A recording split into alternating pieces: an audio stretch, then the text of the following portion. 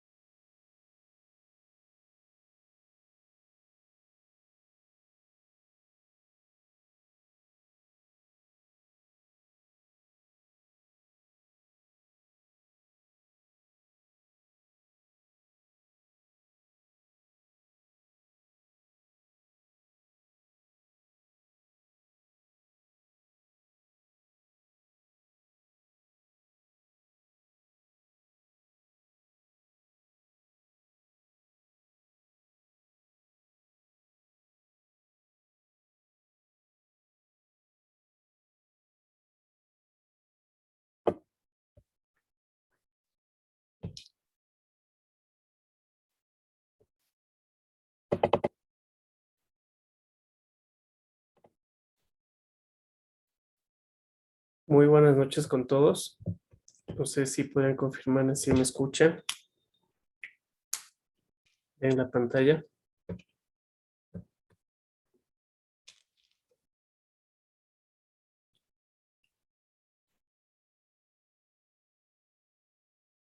Buenas noches, ¿me escuchan?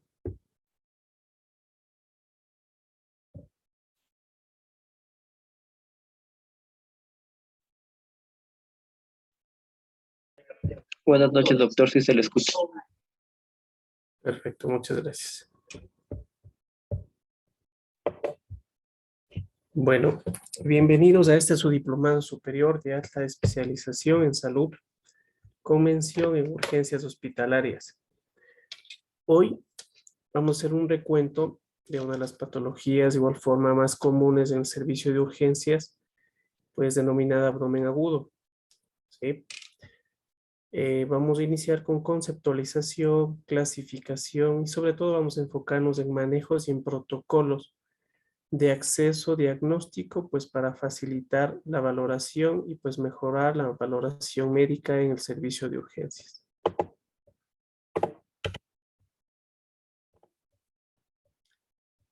Iniciamos.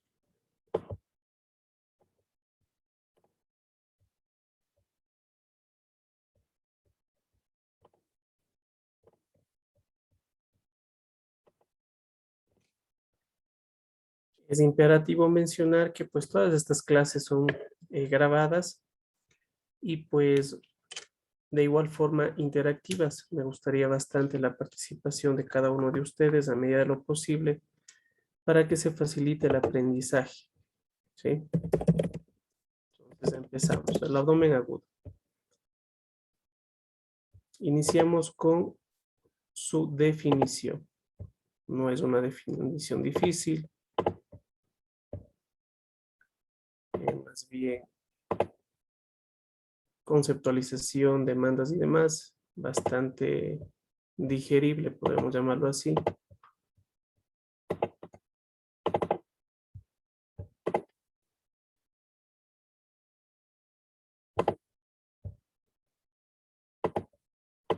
Entonces, como concepto, el abdomen agudo no es otra cosa que el dolor abdominal, valga la redundancia, dolor abdominal progresivo que no involuciona, ¿sí? Localizado, como su nombre lo indica, a nivel abdominal y que puede tomar el riesgo de la vida de un paciente.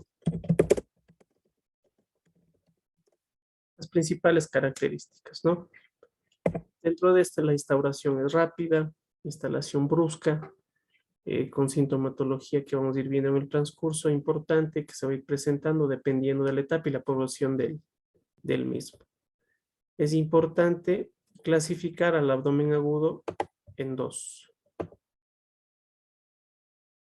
El abdomen agudo clínico y el abdomen agudo quirúrgico. ¿Sí? Entonces, abdomen agudo no es otra cosa que el dolor abdominal progresivo, de instauración rápida, no involuciona, es decir, progresa en el tiempo y pues obviamente tiende a formar o a tomar el riesgo de la vida de un paciente. En cuanto al abdomen quirúrgico, que va a ser el primer tema en abordaje, abdomen agudo quirúrgico, tenemos algunos subtipos. El primero, el más común, inflamatorio. Segundo, obstructivo. Tercero, perforativo. Hemorrágico. Y el vascular. Hasta aquí bastante claro. El abdomen agudo se clasifica en clínico o no quirúrgico y quirúrgico. El quirúrgico en inflamatorio, obstructivo, perforativo, hemorrágico y vascular. Vamos a ver las diferencias, características y diferencias principales en cada uno de estos subtipos en cuanto a sintomatología, evidencia en paraclínicos y obviamente su causa o la causa que origina.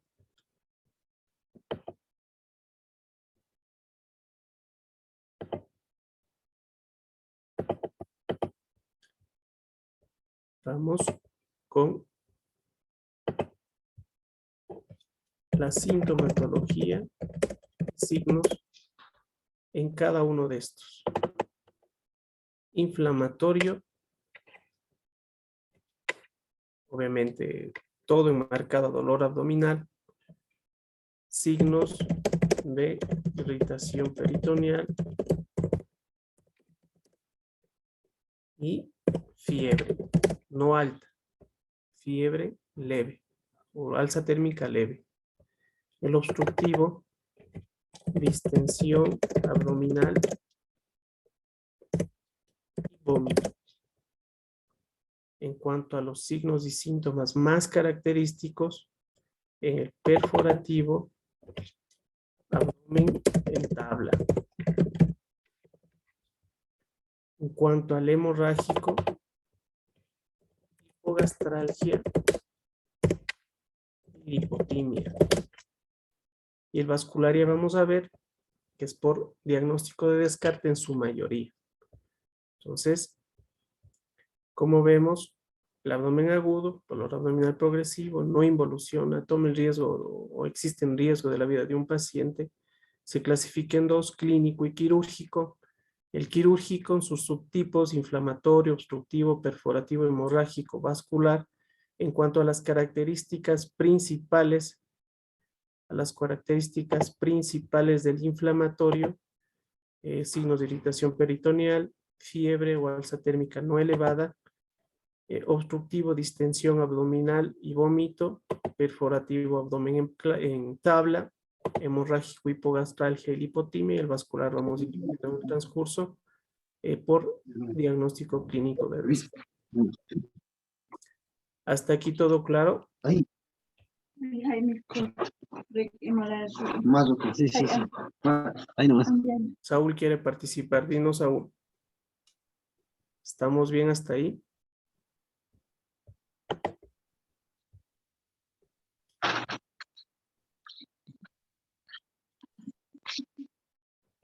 Perfecto. Vamos a seguir. Hoy vamos a dar dos temas y vamos a hacer un poco más agilitada la clase del día de hoy. Sin embargo, les pido que estén bastante atentos. Van a ser 3 capturas de pantalla en abdomen agudo y una captura de pantalla en estatus epiléptico. Estas 4 o máximo 5 capturas de pantalla les van a ayudar en su acceso de urgencias, pues en la casa de salud o en el sistema de salud que estén trabajando. ¿Sí? Seguimos. En segundo lugar, según las características radiológicas o por radiología,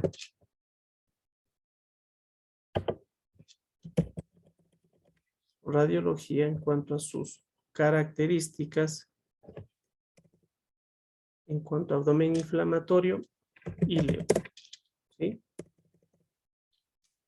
En cuanto a abdomen obstructivo, niveles hidroaéreos. En cuanto a perforativo, neumoperitoneo. En cuanto al hemorrágico, borramiento, psoas. Y vamos a observar en estas diapositivas radiológicamente cómo se observa. Hilio paralítico, vemos aire donde no debería estar, acumulación de aire por una pseudo obstrucción a nivel intestinal, niveles hidroaéreos, como vemos en la gráfica acá, que se forma por la acumulación de gas, proceso inflamatorio y obviamente proceso obstructivo a nivel intestinal, aire y líquido, niveles hidroaéreos, ¿sí? Este de acá, aire a nivel de las cúpulas subdiafragmáticas, en abdomen perforativo, aire a nivel subdiafragmático, como se ve acá. Esta es una radiografía normal en donde se observan los músculos psoas. Sin embargo, acá existe borramiento. ¿En qué tipo? ¿En qué caso? En abdomen agudo quirúrgico de tipo hemorrágico. ¿Estamos viendo? ¿Alguna pregunta hasta aquí? Vanessa, Amanda, Mariela, ¿alguna pregunta? No, doctor, está claro, gracias. Perfecto, sigamos.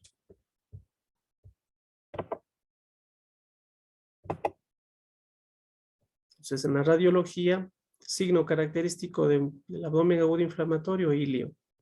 Obstructivo, niveles hidroaéreos. Perforativo, neumoperitoneo, como vimos, hemorrágico, borramiento del psoas. ¿Sí? En cuanto a las características, mejor dicho, en cuanto a las causas de cada subtipo de abdomen agudo quirúrgico,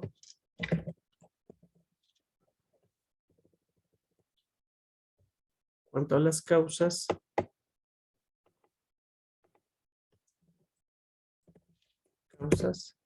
inflamatorio, 3 causas principales. ¿Cuál creen que sean las causas de un abdomen agudo inflamatorio de tipo quirúrgico? Amanda.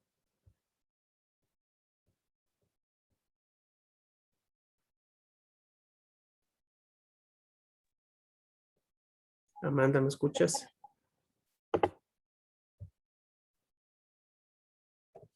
Puede estar dentro de ellas una apendicitis 2. Perfecto, apendicitis. ¿Cuál otra causa?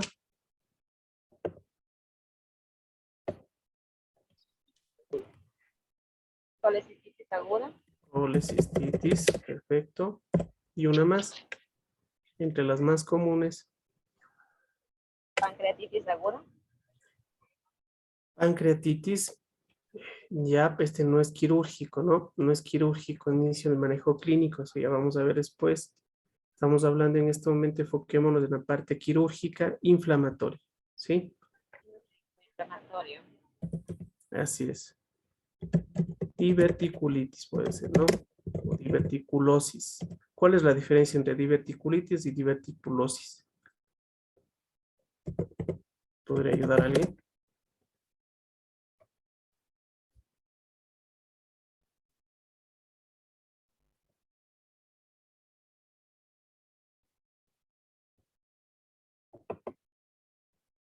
Cris, Amanda, Soraya, Adriana, Cristian, Mariela. La diferencia entre diverticulitis y diverticulosis, ¿cuál es?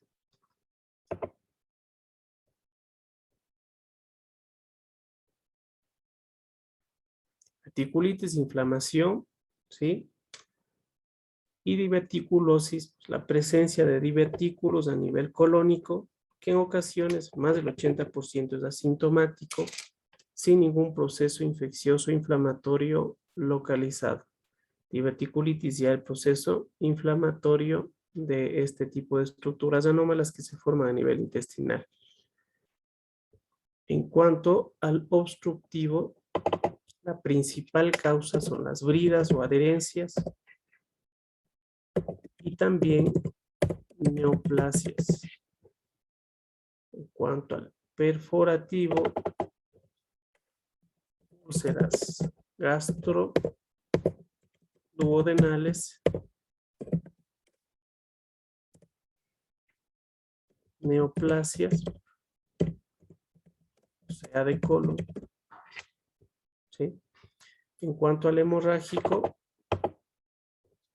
embarazo ectópico, ser descompensado Aquí es importante recalcar un aforismo médico. Aforismo, es decir, una regla médica muy importante que es importante que ustedes sepan. La regla dice así: mujer en edad fértil, dolor abdominal, lipotimia,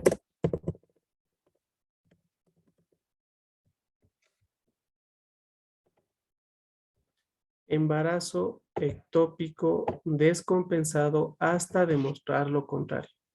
¿Sí? El aforismo es una regla. En este caso, en abdomen hemorrágico agudo. La principal causa, embarazo ectópico descompensado, y el aforismo dice: mujer en edad fértil, con dolor abdominal, más lipotimia, embarazo ectópico descompensado hasta demostrar lo contrario. ¿Sí? Tengan muy presente, anoten en cualquier parte de su diario, de su celular, hagan la captura de pantalla, que son aforismos o reglas que nos van a ayudar a la intervención rápida de pacientes en nuestros servicios de emergencia.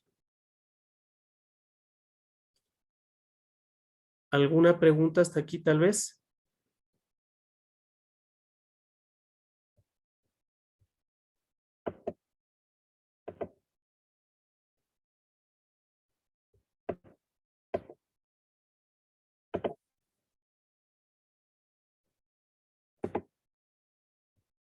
Perfecto, seguimos. Esto en cuanto al abdomen agudo quirúrgico, ¿sí? Ahora vamos a centrarnos en el abdomen agudo no quirúrgico o clínico, y a posterior vamos a ver exploración física, scores, zonas o regiones a nivel abdominal que nos van a ir orientando en cuanto al manejo, ¿sí?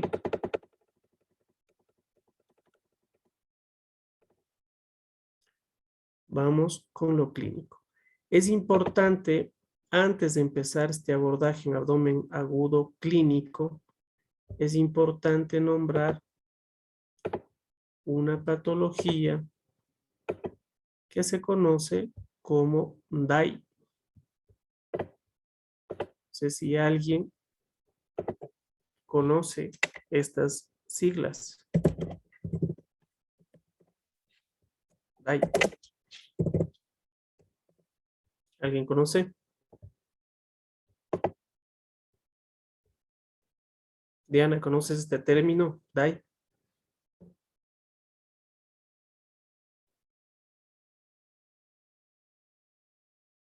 Diana Merchan.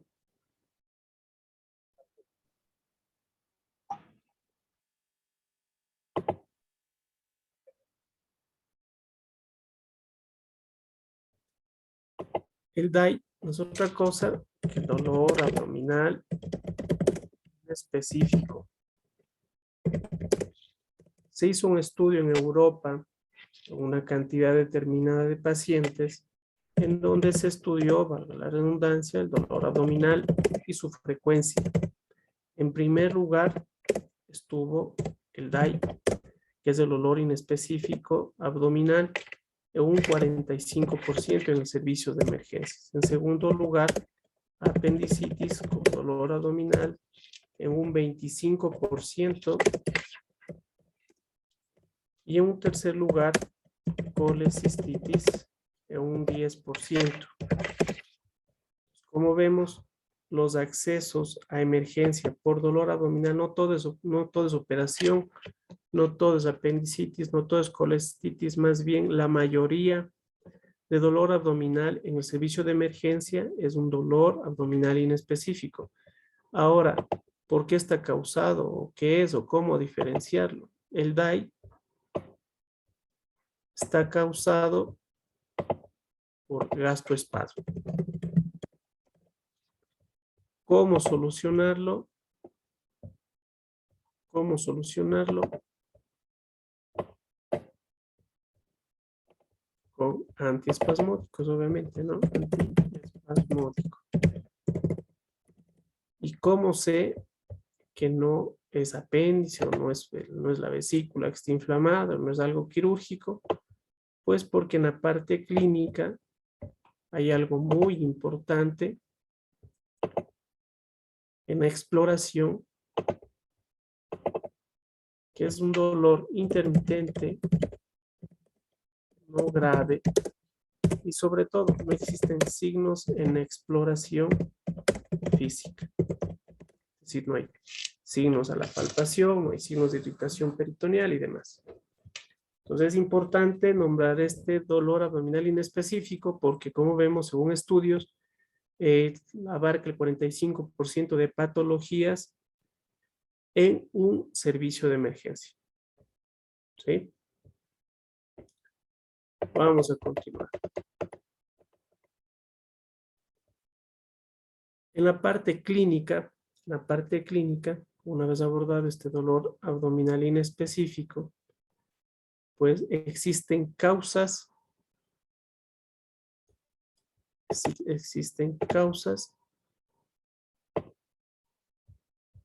que originan este tipo de patología, abdomen agudo, no quirúrgico o clínico. Existen causas.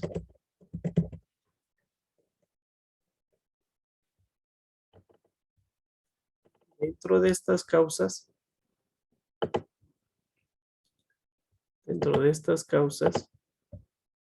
tenemos de origen abdominal, de origen torácico,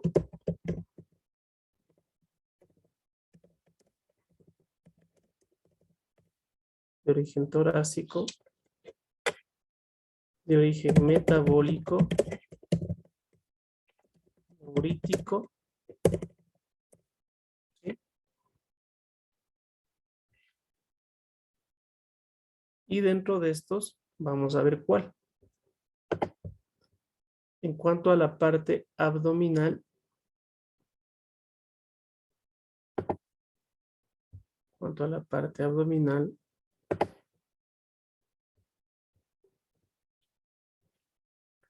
pueden haber procesos isquémicos, no quirúrgicos, ojo, ¿no? Isquémicos. Dentro de estos, la vasculitis necrotizante, la púrpura de Scholen-Henoch,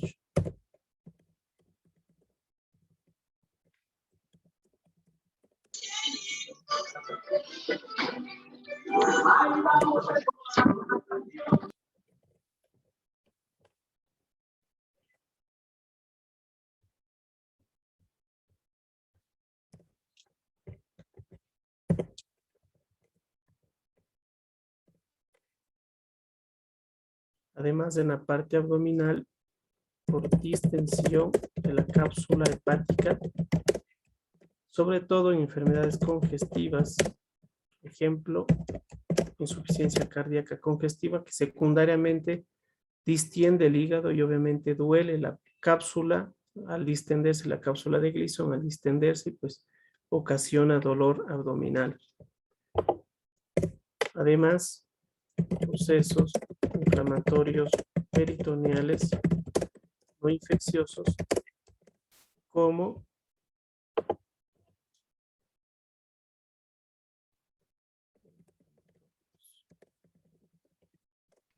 Doctor, buenas noches. No se visualiza la clase. ¿Perdón? No se puede visualizar lo que usted está transmitiendo la clase. Está en otra pantalla. ¿Está en otra pantalla? Sí. Ahí.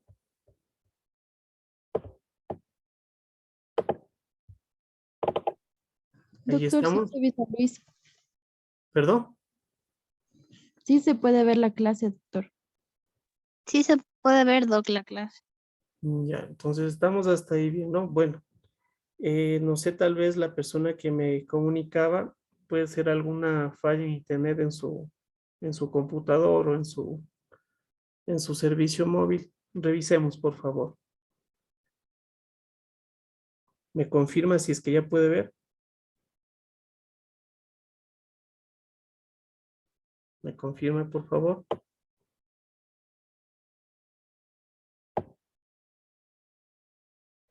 No, doctor, no puedo visualizar la clase. ¿Solo a usted le está pasando esto o a alguna otra persona? Por favor, díganme.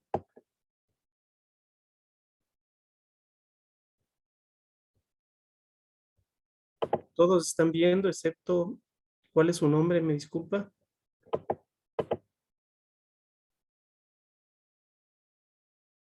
Mónica, doctor. Mónica, ¿solo le sucede a Mónica o alguna otra persona en la clase?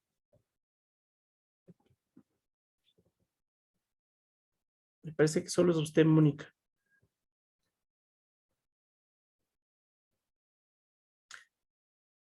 Ya, miren, tengo guardado, más bien, yo voy a guardar esto, como esto está grabado de igual forma, sin embargo, adicional, voy a enviarles la captura de cada parte de la conferencia al WhatsApp, ¿sí? ¿Les parece? Para que puedan revisar adicional.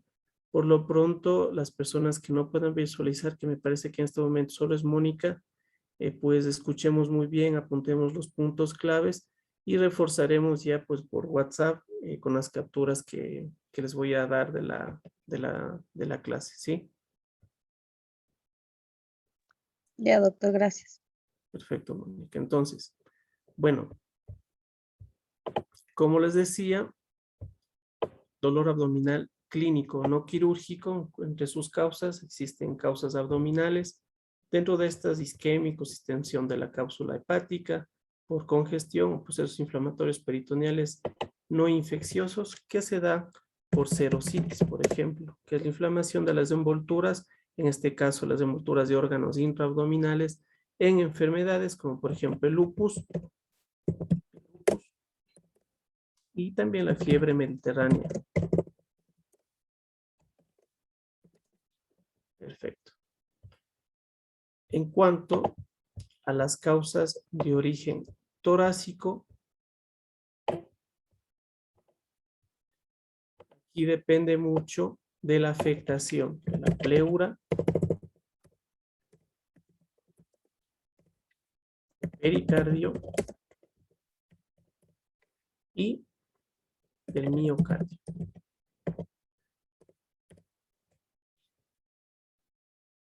¿En qué tipo de enfermedades podrá causar, en qué tipo de enfermedades que afecte a la pleura podrían causar abdomen agudo? ¿Alguno de ustedes podría ayudar, por favor? ¿O causa dolor abdominal?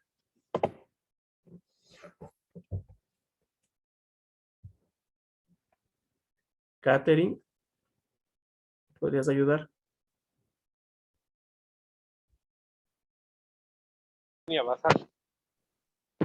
¿El cuál? Neumonía. Perfecto. Neumonía basal. Sobre todo, cuando es basal, obviamente, afecta a la pleura visceral o parietal. ¿Qué pleura duele? ¿La visceral o la parietal?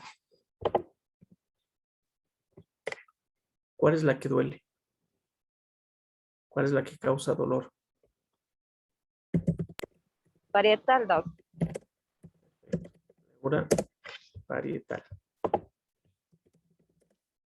Sí, muy bien. Pericardio, pericarditis. Pueden causar dolor irradiado, pueden causar dolor por contigüidad de energía abdominal y miocardio. El infarto agudo de miocardio, sobre todo en la cara inferior, de cara inferior, ¿sí? Entonces, causas abdominales pueden ser procesos isquémicos por enfermedades como por ejemplo la vasculitis necrotizante, la púrpura de Scholle-Henoch, distensión de la cápsula hepática, como se da secundaria a la insuficiencia cardíaca congestiva, procesos inflamatorios peritoneales no infecciosos por cerosis, ejemplo, el lupus, eritematoso, la fiebre mediterránea.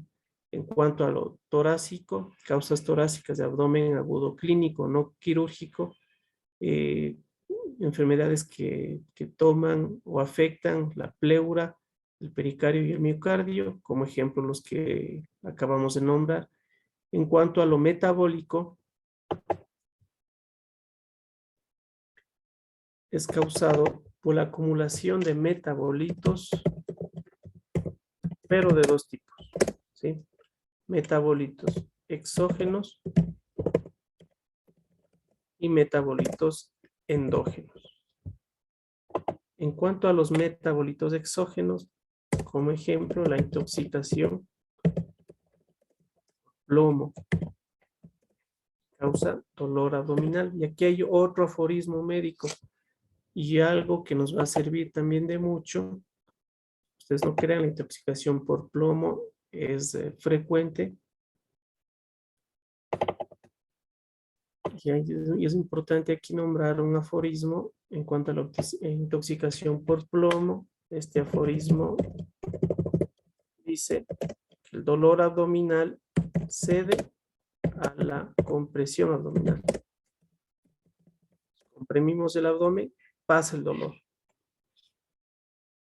Si sucede eso, hasta que se demuestre lo contrario, intoxicación por plomo, ¿sí?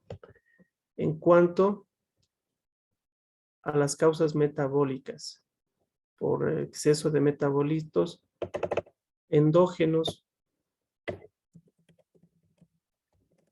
tenemos a la cetoacidosis diabética, a la insuficiencia suprarrenal y a las enfermedades de las porfirinas. En cuanto a la cetoacidosis diabética, la cetoacidosis diabética, como todos sabemos, se caracteriza por deshidratación, hiperosmolaridad, hiperglicemia, obviamente, ¿sí? Y acidosis metabólica. En la insuficiencia renal también existe un aforismo. Este aforismo es o dicta que en el caso de que tengamos un paciente con epigastralgia, fiebre e hipertensión arterial, hasta que se demuestre lo contrario, se trataría de insuficiencia suprarrenal. Porfirinas, enfermedades en donde se encuentran afectadas procesos enzimáticos para formar el grupo M, ¿sí? Eso en cuanto a lo metabólico. ¿Sí? ¿Hasta aquí alguna pregunta tal vez?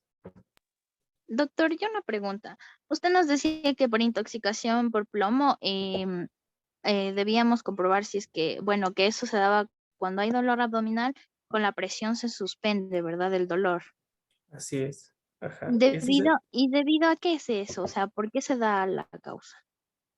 ¿Qué da en Bueno, el cuerpo para que se suspenda el dolor? ya. Recordemos que la intoxicación por plomo se da en ocasiones en construcciones antiguas, por pintura o por el manejo de pintura. En los niños, en el caso de guarderías, existen edificaciones antiguas y puede ocasionar este tipo de patología. Ahora, ¿por qué cede a la compresión abdominal? Porque existe un proceso transitorio de isquemia que disminuye la progresión, disminuye el acceso de esta sustancia a la zona y por ende la distensión o la irritación o las serositis que producen estos metabolitos van a disminuir transitoriamente y por ende disminuyen el acceso al dolor. Esta es la única patología en donde existe dolor abdominal y a la compresión disminuye el dolor. Entonces, como aforismo, como regla médica, en este caso, intoxicación por plomo si es que cede el dolor a la compresión. No sé si respondí tu pregunta. Sí, Doc, muchas gracias. Perfecto. Entonces, hasta aquí, gracias por tu pregunta. ¿Cómo te llamas? Catherine. Gracias, Catherine. Continuamos. Entonces, bueno, hagamos una recapitulación pequeña. Abdomen agudo, dolor abdominal progresivo, restauración rápida, no involución, es decir, es progresiva, que existe el riesgo de la vida de un paciente. Existen dos tipos, quirúrgico y no quirúrgico. El quirúrgico ya vimos, inflamatorio, obstructivo, perforativo, hemorrágico, vascular. Y ahora el clínico, pues recordando previamente el DAI, que es el dolor abdominal inespecífico, que sucede o suscita a un 45% de las emergencias médicas por dolor abdominal. En primer lugar, pues en la parte clínica, en cuanto a las causas abdominales, torácico, metabólico y neurítico. Dentro de los abdominales, isquemias, distensión de la cápsula hepática y por procesos inflamatorios peritoneales infecciosos. Recordemos, es no quirúrgico. En cuanto a las causas torácicas, enfermedades que pueden afectar la pleura, el pericardio, el miocardio. Dentro de las principales, la neumonía basal, la pericarditis o el infarto agudo de miocardio de cara inferior por contigüidad producen dolor. Y en cuanto a lo metabólico, por el exceso de metabolitos que producen irritación del peritoneo y sobre todo en los endógenos, en la cetoacidosis diabética, producen una distensión de la cápsula de Gleason o distensión de la cápsula que envuelve el hígado y pues por ende causa dolor abdominal. ¿Sí? Y por último el neurítico, no menos importante, causado por la principal patología, el herpes zóster. ¿Sí? Sobre todo cuando afecta el ramo mayor y menor de las ramas nerviosas abdominogenitales. Herpes zóster. Entonces, hemos visto hasta aquí la clasificación, concepto, clasificación clínica y quirúrgica del abdomen agudo, la quirúrgica con sus subdivisiones, sus características clínicas principales de radiología y sus causas. Ahora la parte clínica, sus causas, sus características de igual forma o enfermedades principales. Y pues ahora vamos a hacer un acceso ya o vamos a enfocarnos directamente al manejo de abdomen agudo, sobre todo inflamatorio, ¿sí? Sobre todo inflamatorio. Voy a dibujar, aquí es un poquito complicado, pero voy a dibujar un paciente y ustedes me van a describir a posterior las características físicas que ustedes podrían observar en este tipo de paciente.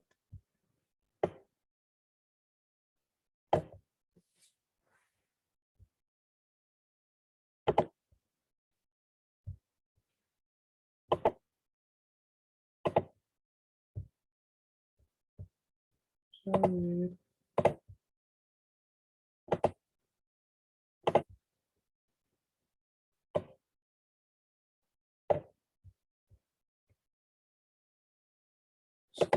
Sigamos.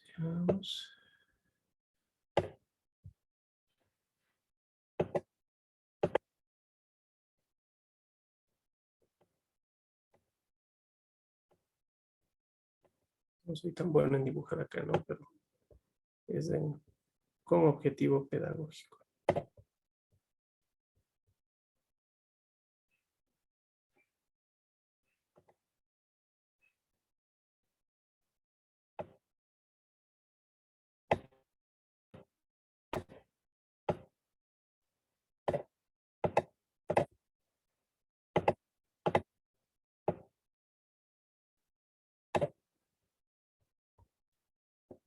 Vamos a dividir en dos partes. Aquí el abdomen, cavidad torácica, cavidad abdominal. Con objetivo pedagógico, la parte quirúrgica o abdomen inflamatorio se divide en 4 cavidades. ¿Sí? 4 cavidades. Vamos a dividir de igual forma acá. En 4 cavidades.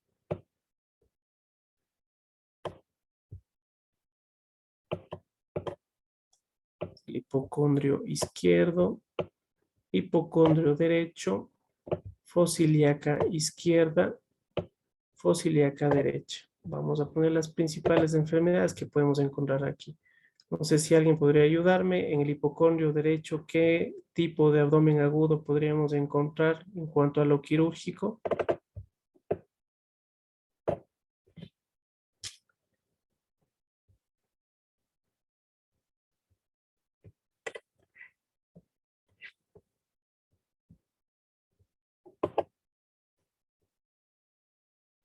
Jessica Cordones, ¿podrías ayudarme?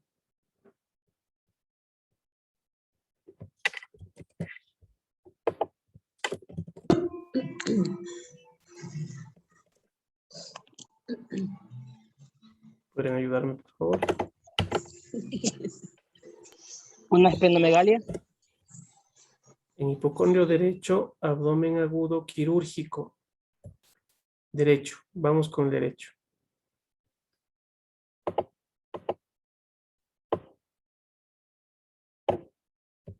Las principales. Colestitis. Colestitis o colelitiasis, colangitis. Bueno, la colangitis es clínica, ¿no? Colestitis, colelitiasis. Hipocondrio izquierdo, la parte clínica, abordando lo clínico. Pancreatitis, nombrábamos en un inicio. Fosa ilíaca derecha, apendicitis. Fosa ilíaca izquierda, diverticulitis accidentada. Es importante hacer un recuento semiológico. Aquí, hablar de semiología, de la anamnesis en el servicio de emergencia, va a ser corta, pero concisa. Acordémonos de la mnemotecnia Alicia. En dolor abdominal, como la semiología, hay muchas semiologías, nombran una serie de pasos para poder establecer una historia clínica en cuanto a anamnesis del dolor. Sin embargo, en los servicios de urgencias, como su nombre le indica, la premura del tiempo, el pensar en un acceso rápido a un paciente, siempre pues determinaremos que la anamnesis o la historia clínica sea concisa, sea objetiva y sobre todo en tiempo se nos acorte para la valoración pues de la cantidad o la magnitud que tenemos de pacientes en el servicio. Alicia, no sé si alguien recuerda esta mnemotecnia de Alicia. Mónica Zumba, ¿podrías ayudarme?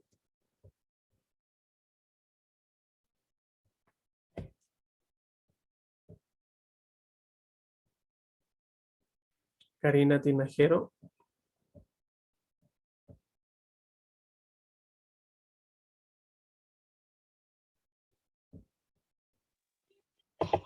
Doc, habla de la Alicia de la escala del dolor. En anamnesis del dolor. La Ya, A que las significa... antecedentes o aparición. Perfecto. La L es la localización. Perfecto. La I es la intensidad. Correcto. La C es la característica del dolor, donde puede ser tipo cólico, tipo lacerante, depende. ¿Ya? Muy bien. Luego vemos lo que es la irradiación. Y por Perfecto. último es puede ser lo que puede calmar el dolor o lo que lo agrava. Puede ser fármaco, puede ser posiciones. Ya. Recapitulemos un poquito nada más. Perfecto, Rodolfo, te agradezco. A, aparición. L, localización. La I, intensidad. La C, causa. La I, irradiación. Y la A, síntomas acompañantes o los acompañantes. ¿Sí? Entonces, una vez que tengamos esto, pues, tenemos una enfermedad actual bastante completa y nos va a ayudar mucho, bastante, para el diagnóstico. En cuanto a la exploración física, Recordemos que por lo general es inspección, palpación, percusión y auscultación. Sin embargo, en abdomen cambia este orden. Es inspección,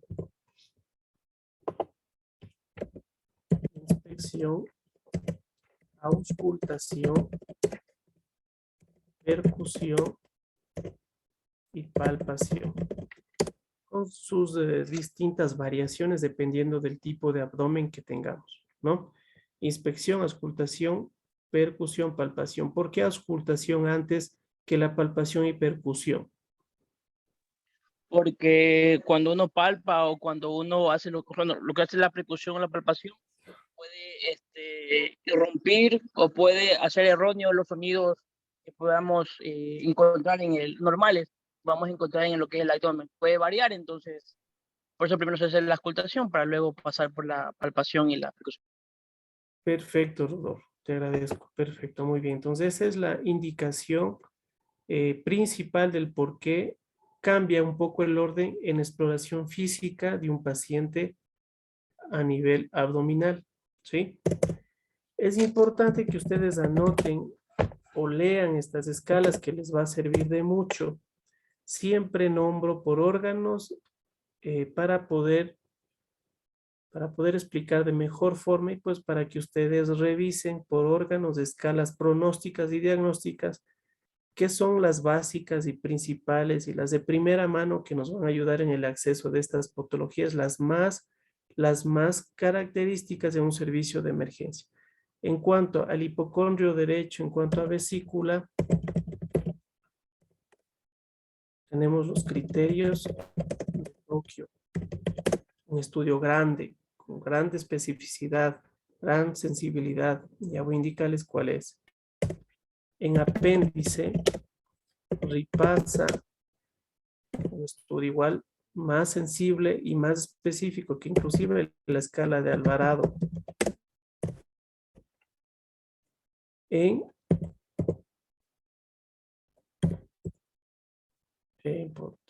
Vamos aquí a añadirle a un abdomen agudo clínico, pancreatitis,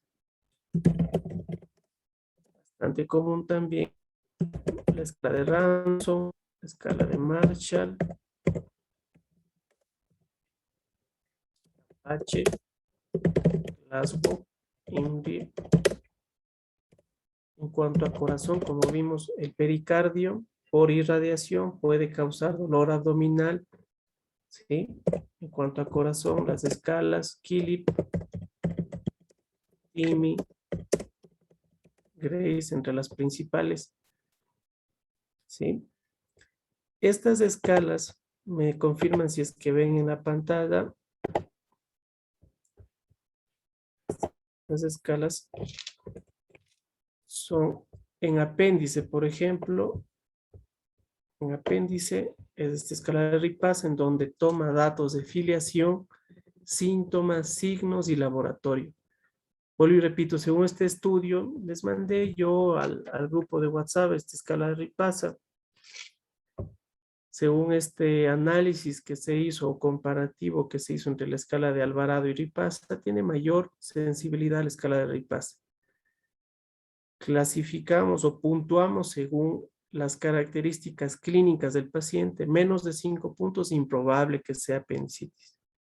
De 5 a 7 puntos, baja probabilidad, pero hay que observar e inclusive mandar a hacer una ecografía abdominal. Y de 7,5 a más, pues obviamente existe una alta probabilidad de apendicitis. Esto sumado a la escala de Alvarado, que no estoy diciendo que no hay que utilizarla, podemos utilizarla adicional. Ustedes con estas dos escalas para diagnosticar apendicitis, pues tienen casi un diagnóstico del 100%, ¿sí? Por lo general, cuando vienen accesos o cuando hay pacientes con dolor abdominal, con características clínicas o signos clínicos de apendicitis, como por ejemplo signo de Bloomberg, Dunphy, Psoas, Robsy, obturador o de Musi, por lo general, antes de realizar cualquier otro examen es ecografía. Sin embargo, no por protocolos y por casas, inclusive por por la falta de acceso a este examen que en ocasiones se da, es preferible realizar primero estas escalas y pues ya con un criterio mayor médico, con una escala, con medicina basada en evidencias, pues, y con mayor criterio, por poder enviar una ecografía, como es en el caso de la escala de Ripasa, que recomienda cuando tienen 5 a 7 puntos de esta escala clasificada en el paciente que ustedes están valorando. ¿Alguna pregunta de esta escala tal vez?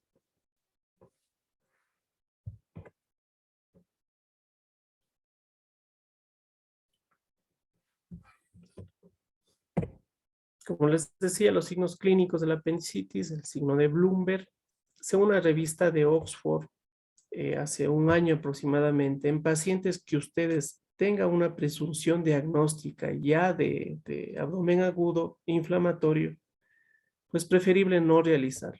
Suficiente con la percusión dolorosa, pues positivizan, o es un signo más puntual, más específico, que confirman su diagnóstico de abdomen agudo, ¿sí? Entonces, no a todos los pacientes hagan Bloomberg, según esta recomendación. Dunphy, dolor en fosa ilíaca derecha por maniobras de Valsalva. Psoas, elevación de la extremidad, duele en la fosa ilíaca derecha o aumenta el dolor. Ropsi, se aplasta la fosa ilíaca izquierda. Si hay dolor en la fosa ilíaca derecha, pues positivo. Signo del obturador, al movimiento y a la extensión de la rodilla, más rotación interna. Si hay dolor en hipogastrio, positivo. Signo de Musi, dolor a la descompresión en cualquier cuadrante del abdomen. ¿Sí? En cuanto a los criterios de Tokio, esto para el diagnóstico de colecistitis. ¿Sí? Para el diagnóstico de colecistitis. Este estudio ven criterios diagnósticos, criterios de severidad y el tratamiento dependiendo de los criterios de severidad. No solamente es de estos criterios, ¿no? A veces muchas personas, muchos médicos, los criterios de Tokio le toman simplemente a estos, sino adicional son los criterios de severidad y obviamente el tratamiento dependiendo de los criterios de severidad. Aquí tenemos un diagnóstico sospechoso definitivo dependiendo de los ítems que cumpla. Por ejemplo, diagnóstico sospechoso, un ítem de A más un ítem de B.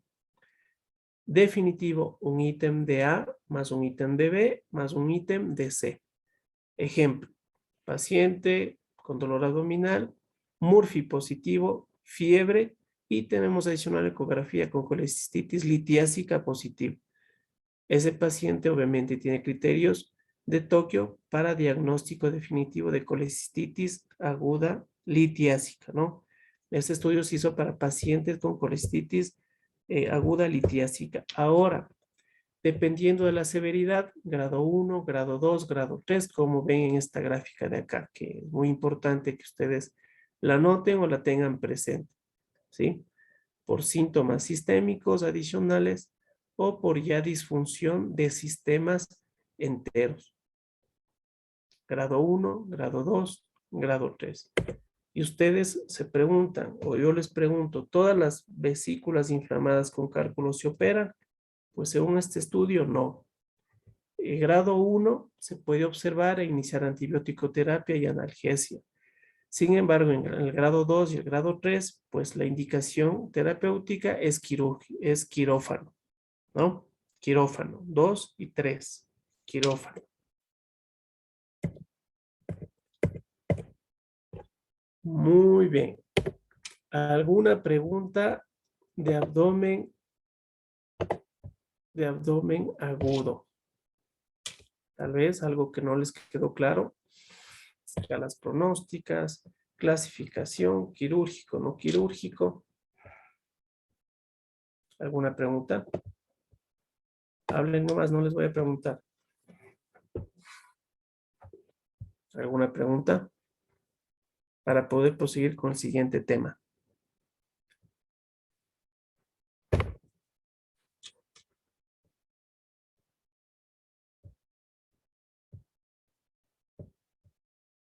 Rodolfo, ¿alguna pregunta? No, todo bien. Todo bien. Recapitulamos enteramente. Abdomen agudo, dolor abdominal progresivo. Obviamente no involuciona, la instauración rápida, y que tome el riesgo de la vida de un paciente. 2 clasificaciones, quirúrgica, no quirúrgica. Quirúrgica, inflamatorio, obstructivo, perforativo, hemorrágico, vascular. La clínica, causas abdominales, causas torácicas, causas metabólicas y neuríticas, cada uno con su enfermedad principal. En exploración o en el manejo de abdomen agudo inflamatorio, por lo general, donde más fallamos, siempre es necesaria utilización de escalas, medicina basada en evidencia sobre todo. Toquio en vesícula, Ripaz en apéndice, punto. Hasta cuando tengamos esto en un paciente de primera mano en emergencia, pues estamos haciendo un diagnóstico bastante acertado. ¿Sí? Muy bien. Ahora, no sé si alguien tiene alguna otra pregunta, alguna pregunta de abdomen agudo. ¿Alguna pregunta a alguien?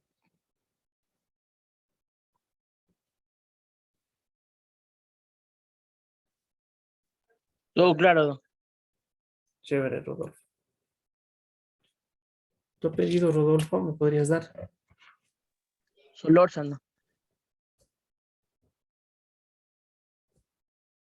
Vamos, sigamos entonces. Bueno, abdomen agudo, ahora un estatus epiléptico, ¿sí? Estatus epiléptico. El estatus epiléptico no es otra cosa que crisis convulsivas repetidas sin periodos de recesión o sin recuperación neurológica o crisis convulsivas que duran más de 30 minutos. Ese es el estatus epiléptico. En este tema no voy a abordar mucho lo teórico porque más lo que nos interesa en este tipo de conferencias es el manejo médico o el manejo clínico en urgencias. Entonces, vamos a enfocarnos solo en esta gráfica. Si pueden hacer una captura, hagan una captura que les va a servir de bastante, de mucho. Existe un porcentaje en cuanto a epidemiología de accesos a servicios de urgencias en un 12%, que es bastante, de estatus epiléptico, ¿sí? Entonces, por ende, por favor, tomen bastante atención, tomen una foto o capturen de esta diapositiva, que es la única en donde vamos a poder explicar el tratamiento según medicina basada en evidencias, obvio, ¿no? Les recomendaba en el grupo estudiar o leer, al menos o saber qué es lo que dice el estudio Rampor, el estudio SET, de Lancet, que pues se enfocaron en la parte neurológica, en estatus epiléptico, y pues recomendaciones principales. Aquí hay 3 palabritas, 3 palabras, perdón,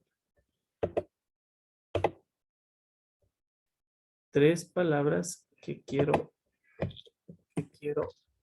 estén pendientes. 3 palabras claves en el estatus epiléptico. Tiene que ser un tratamiento rápido, eficaz, oportuno y tener alternativas para su tratamiento. ¿Entendido? ¿Sí? ¿Ven el puntero?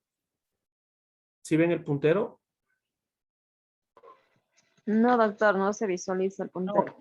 No se ve tipo alguna otra Se ve. diapositiva del abdomen agudo, ¿no? La diapositiva sí se ve. Sigue la pantalla en abdomen agudo 2. Ahí. Ahí sí, ya se ve la diapositiva. ¿Y el puntero? Sí, sí se ve. Perfecto. Entonces, como les decía, esta diapositiva les va a sacar de muchos problemas en servicio de emergencia con pacientes de estatus epiléptico. ¿Sí? Hay que hacer un tratamiento eficaz, rápido, tratamiento oportuno y obviamente tener alternativas para tratamiento. Y nunca olvidarnos del tratamiento de un paciente crítico, ¿sí? Porque por lo general, este tipo de pacientes en estado epiléptico necesitan de un manejo avanzado de vía aérea, un manejo en unidad de cuidados intensivos o en unidad de cuidados intermedios al menos, unidad de críticos en donde ustedes trabajan. El estudio Ramport, ¿sí? El estudio Ramport nombra al midazolam, se podría decir como tratamiento de elección, ¿sí? Para el estatus epiléptico, para el estatus epiléptico. ¿Qué dosis? 10 miligramos intramuscular. Este habla sobre la eficacia de midazolam a nivel intramuscular y en esta dosis. Midazolam 10 miligramos intramuscular para estatus epiléptico, ¿no? No para crisis convulsivas que viene a nuestro servicio, sino para estatus epiléptico. Por y repito, el estatus epiléptico son crisis convulsivas repetidas sin recuperación neurológica y que pueden durar hasta más de 30 minutos. Este es el estatus epiléptico, ¿sí? Entonces, este estudio Ramport recomienda midazolam 10 miligramos intramuscular, ¿sí? Para el abordaje inicial de pacientes con estatus epiléptico. Hasta aquí, yo creo que bastante entendible, ¿no? En cuanto a un tratamiento eficaz o rápido, si es que persistiera la sintomatología, tenemos a la fenitoína. ¿En qué dosis? 20 miligramos kilogramo intravenoso, ¿sí? E infusiones de 50 miligramos minuto como tratamiento eficaz. Como alternativa, el estudio ESET publicado en Lancet en el 2020, el año anterior nada más, recomienda o analizaron la utilización de estos 3 medicamentos y vieron cuál es la mejor alternativa al tratamiento de estatus epiléptico. Sin embargo, concluyeron que estos 3 fármacos tienen similaridad en cuanto a su función. La única conclusión diferente o distinta que en este estudio publicaron es que si es que un paciente como antecedente medicamentoso toma ya ácido valproico, utilizar levetiracetam y viceversa. Si es que el paciente tomaba levetiracetam, pues utilizar ácido valproico a esta dosis. ¿Sí? Ahora, como les decía, la mayoría de este tipo de pacientes tienen alteración neurológica importante y este tratamiento debe ser rápido. Cada crisis convulsiva obviamente va a causar daño neurológico y daños neurológicos permanentes y por ende debemos realizar neuroprotección en este tipo de pacientes cuando las crisis no mejoran. Por ende, necesitamos de un acceso, de un manejo para pacientes críticos y manejo de la vía aérea avanzada. El manejo de vía aérea avanzada y soporte vital básico y avanzado vamos a dar en la clase práctica. Sin embargo, es muy importante nombrar en esta patología porque es uno de los accesos o los manejos más comunes que se debería dar en este tipo de enfermedad, en este tipo de patología en el servicio de urgencias.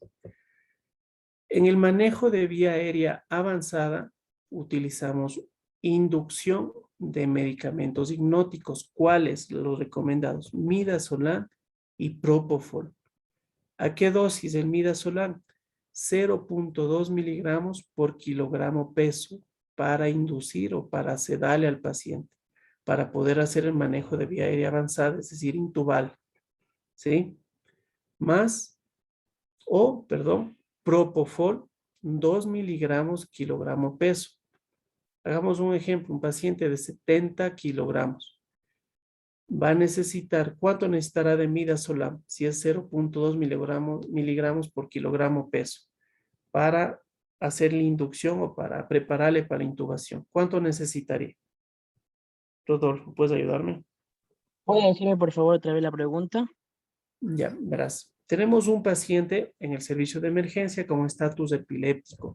Ponemos midazolam, ponemos fenitoína, utilizamos ácido valproico si es que no tenemos fenitoína, utilizamos levetiracetam, pero el paciente sigue convulsionando. Entonces, este paciente, como sigue convulsionando, está en estatus epiléptico, ¿verdad? Necesitamos neuroprotección, neuroprotegerle, porque el cerebro queremos que ya no siga convulsionando. Entonces, para esto necesitamos el manejo de la vía aérea avanzada. En el manejo de la vía aérea avanzada necesitamos intubar, obviamente. Para intubar necesitamos medicamentos hipnóticos o necesitamos sedarle al paciente.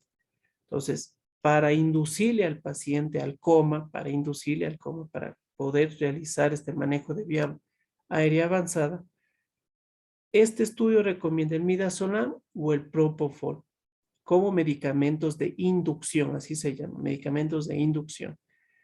El midazolam a dosis de 0.2 miligramos por kilogramo peso. ¿Cuánto necesitaría este paciente si pesa 70 kilogramos? 14. Ya le saco. 14 miligramos, ¿no es cierto? Ponemos en bolo 14 miligramos, ¿sí? 14 miligramos. Como inducción utilizamos el midazolam en dosis de 14 miligramos. Hasta ahí, ¿estamos de acuerdo?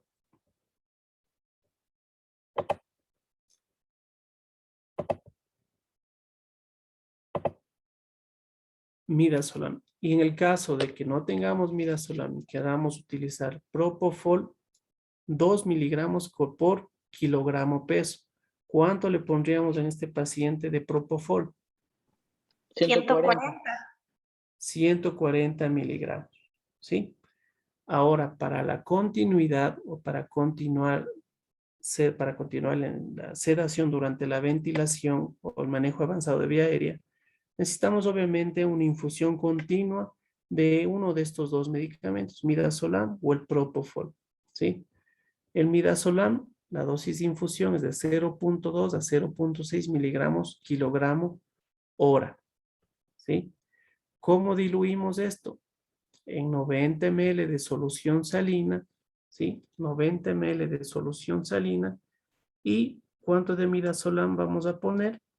Vamos a ponerle aproximadamente 150 miligramos, ¿sí?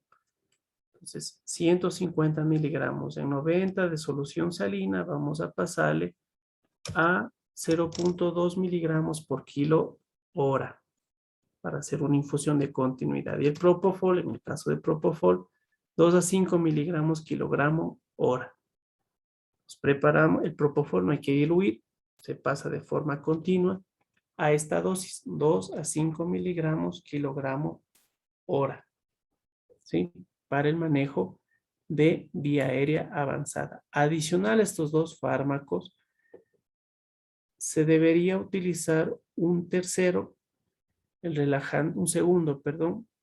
y un tercero, que es el relajante muscular y el analgésico. Por eso es pseudoanalgesia para la ventilación mecánica o el manejo de vía aérea avanzada. Un relajante muscular rocuronio de 25 a 50 miligramos en pacientes de 70 kilogramos y el fentanil. Esto vamos a retomar en la parte práctica, ¿sí? Esto solamente les estoy nombrando para tener un antecedente para las clases prácticas. Ahí vamos a aprender la dilución y obviamente la parte práctica de intubación o reintubación, qué es lo que debemos hacer en este tipo de pacientes como ejemplos y demás, ¿sí? ¿Hasta aquí alguna pregunta tal vez?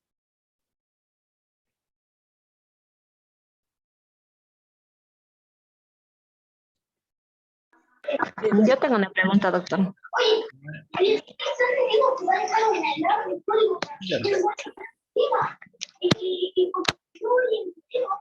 Doctor, ¿me escucha? Sí, sí, lo escucho. En caso de que no hubiese en la casa de salud el midazolam, Ya. ¿se podría aumentar la dosis del propofol o se utilizaría otro medicamento? Ya. Aquí tenemos, como vemos en la gráfica, el midazolam sería lo oportuno, ¿no?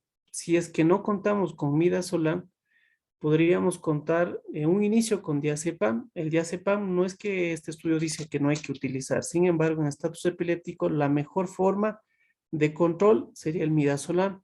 Si es que no hay midazolam, la fenitoína. Si no hay fenitoína, como secundario o alternativa, ácido valproico o el levetiracetam a la dosis que están en esta gráfica de acá, ¿sí? Y para la inducción, para el manejo de vía aérea avanzada, si es que en el caso estas crisis convulsivas no ceden a pesar de todo este manejo como alternativa, pues utilizaremos pseudoanalgesia para ventilación o manejo de vía aérea avanzada. ¿Entendido?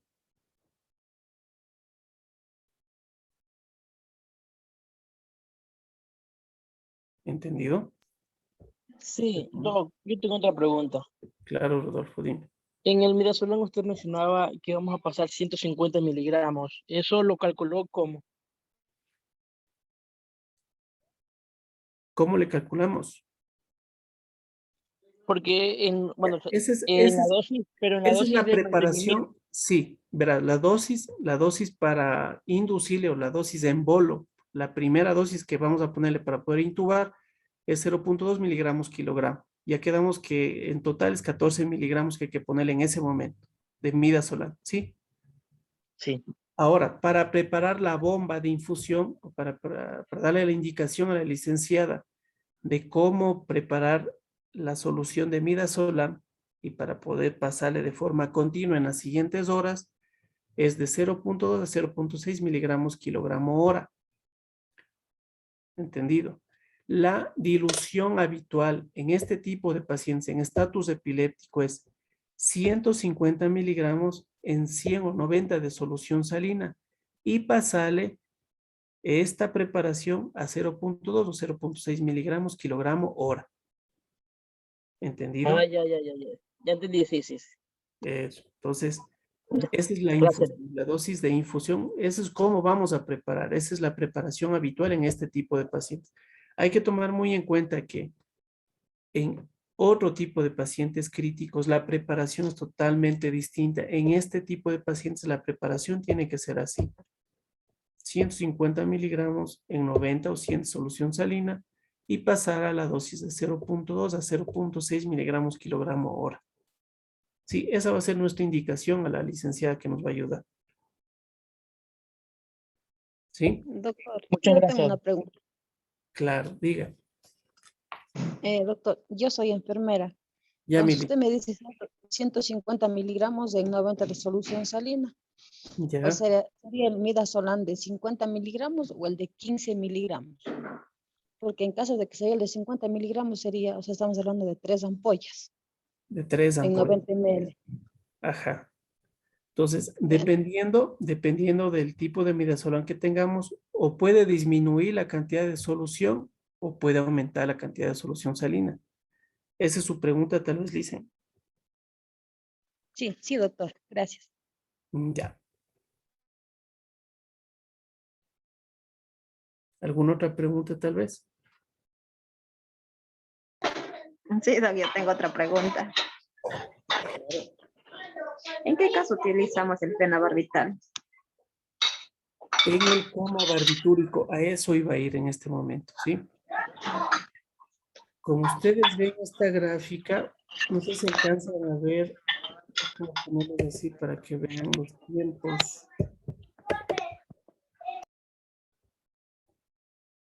Ay, no ven la gráfica los tiempos, ¿no es cierto? En minutos, o si alcanzan a ver.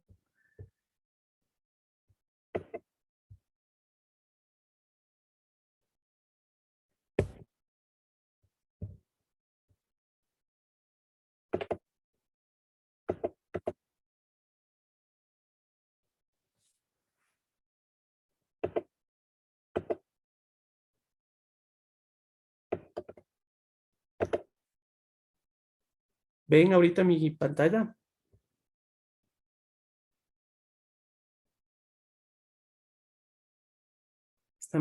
¿Sí ven la pantalla? Sí, doctor. Ya, pues ustedes ven acá en esta gráfica, hay tiempos, ¿no? 0 minutos, 10 minutos, 30 minutos, 90 minutos y algunas horas o inclusive días. Dependiendo de este tiempo, el manejo, como vemos aquí, los primeros 10 minutos, vía aérea, respiración, circulación, laboratorio, dextrosa. En los primeros 10 minutos, la utilización de midazolam. 30 minutos podemos utilizar si es que no hay, si es que existe persistencia de la sintomatología, la fenitoína. Si es que persistiera a pesar de esto hasta los 90 minutos, la medicación pseudoanalgésica. Y más de 90 minutos o horas de crisis convulsiva, a pesar del manejo de vía aérea avanzada, estaríamos ya entrando en un coma que se llama el coma barbitúrico. Y en este caso, se debería utilizar el pentobarbital a dosis de 5 miligramos kilogramo intravenoso. ¿Sí? Y continuamos con infusión continua de 1 a 5 miligramos kilogramo hora.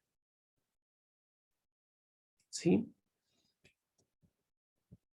Entonces, esta es la alternativa siguiente o el paso siguiente si es que no controlara o no podríamos controlar el estatus epiléptico con la medicación anterior o prescrita. ¿Entendido? Por favor, escuché eso. ¿Perdón? ¿Pasar algo? No, no está completo. Pues esta gráfica es más o menos una ayudadita diagnóstica bastante oportuna, bastante servicial en el manejo de estatus epiléptico. Si es que pueden llevarlo en su celular o imprimir, micarle y poder llevarse el estudio publicado en la revista Lancet, ¿sí?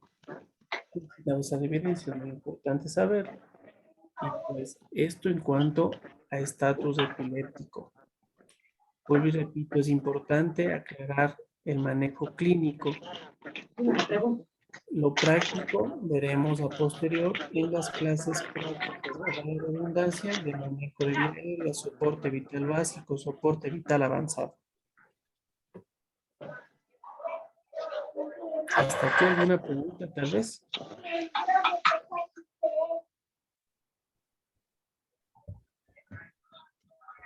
No, está bien. Pregunta.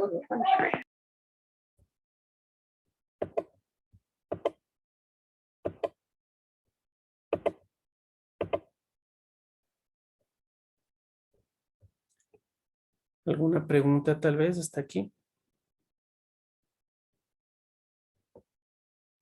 Bueno, el día de hoy, No, todo bien. gracias Rodolfo.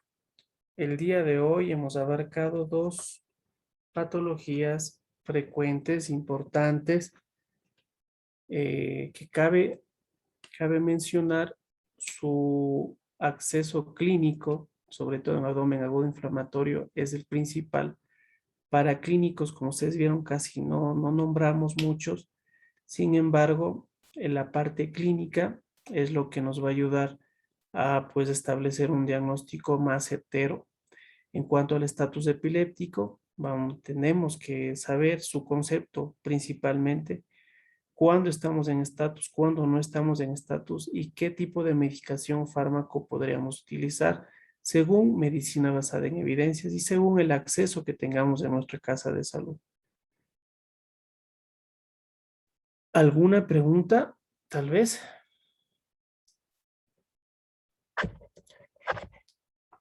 Los estudios les mandé a través de WhatsApp, voy a enviarles algunos artículos más, las capturas de las pantallas que nos va a ayudar mucho también para poder tener un resumen a la mano y pues poder realizar nuestro examen al final.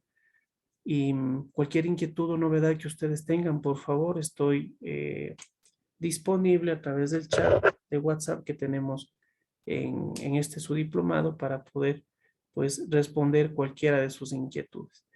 Estamos al servicio, estamos en contacto y pues por el día de hoy abarcamos estas dos temáticas bastante importantes. Les ruego vayan, revisen consulten, pregunten y pues tratemos de cuidar el único objetivo por cual nos formamos, que es nuestro paciente, el bienestar de ellos. Pues eso es todo. Un gusto, una buena noche. Gracias por su atención, por su participación y pues nos veremos la próxima. Buenas noches. Gracias, Doc. Buenas noches. Gracias. Gracias, Doc. Buenas noches. Gracias, Doc.